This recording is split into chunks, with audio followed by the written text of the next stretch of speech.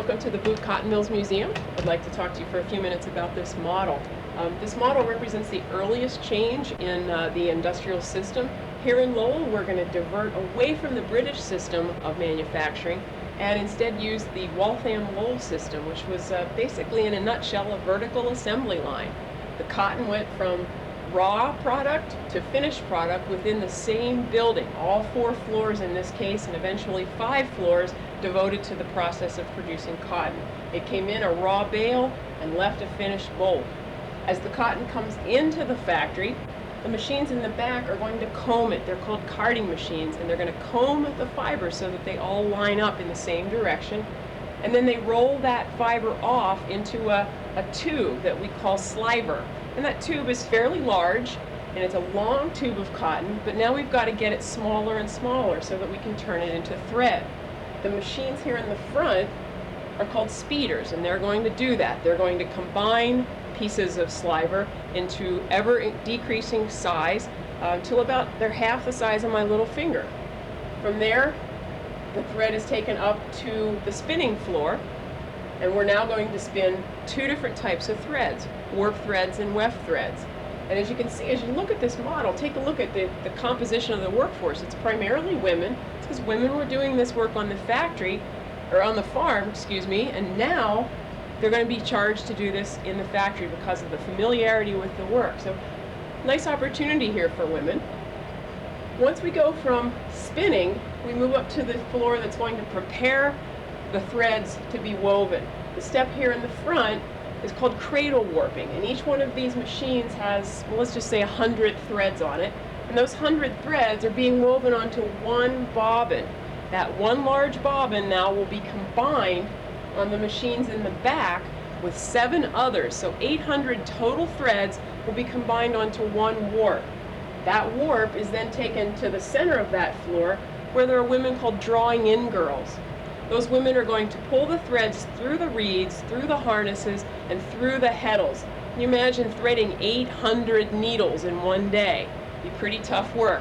It would take about 2.5 hours for one woman to prepare one warp to be mounted on the loom. Once that was finished, that whole apparatus would be transferred up to the weave room floor, mounted onto the loom, and then the weaver could begin working on it. So from start to finish, every process of production of that cloth was right here in this floor. Once the looms produce the cloth, drops down to the inspection station, it's packaged up and sent off. So that's basically the integrated factory system all in one building. If you have any questions specifically about any of the processes, I'd be happy to answer them. Thanks for your time.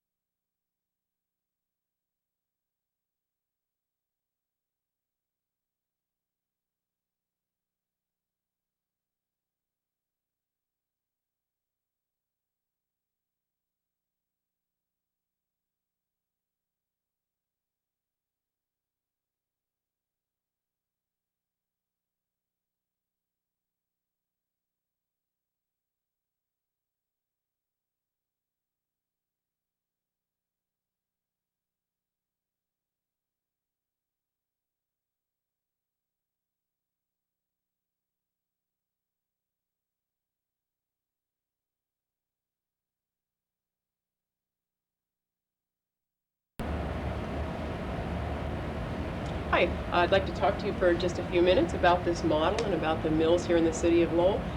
The city of Lowell is dotted with old mill buildings, and to some, they're nothing more than bricks and mortar, useless relics of the past, probably best demolished and replaced by something modern. But to others, they're much more. In a way, they stand as silent testaments to the thousands of workers entering the gates of the factory in search of opportunity and finding freedom. Mills, like this model, house the machinery needed to turn raw cotton into finished cloth. Unlike the British system, Lowell's system used a vertical assembly line, moving the cotton from start to finish, top to bottom to top, floor by floor. But the women who entered these mills For them, it was a gateway to freedom. Prior to 1800, women had no career opportunities. As mills like Lowell began springing up across the countryside, women were offered a chance to leave their lives on the farm and enter the paid workforce. This was a tremendous change for New England's farm-based society, as hundreds of Yankee women sought work in the mills.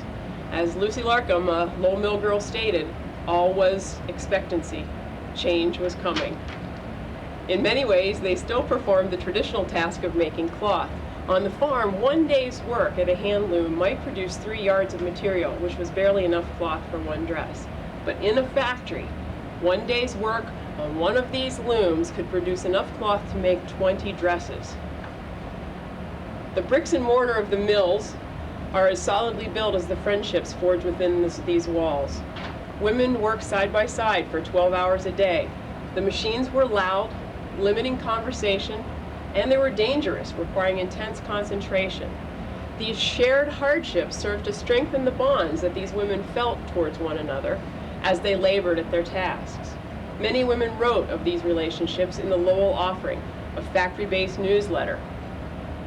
These mills presented the women with opportunities outside the walls as well. With money earned here, the women could take trips to Boston by canal barge or carriage. They could attend lectures, plays, and musicals in downtown Lowell, or they could buy fancy clothes and hats that are not available in their small farm towns. Before the mills, opportunities like those were only available on a limited basis to a very select few. All these opportunities presented New England's factory workers with freedoms never dreamed of a generation before. To leave the farm, live in a city without parental supervision, presented these women with a chance to grow, to experience life, to stretch their wings. Today, we might liken their experience to going away to college for the first time or to studying abroad.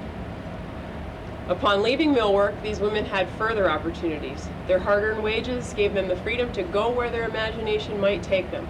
Some entered colleges like Mount Holyoke, others moved on to other jobs opening up to women, and still others carried their spirit of adventure into the western frontier. The possibilities were far from endless, but certainly represented a departure from the freedoms accorded their foremothers. If it's true that we stand on the shoulders of the past, generations of women owe a debt of gratitude to these early pioneers in the world of work. If you do have any questions specifically about the model or the cotton process, I'd be happy to answer them, but I thank you for your time.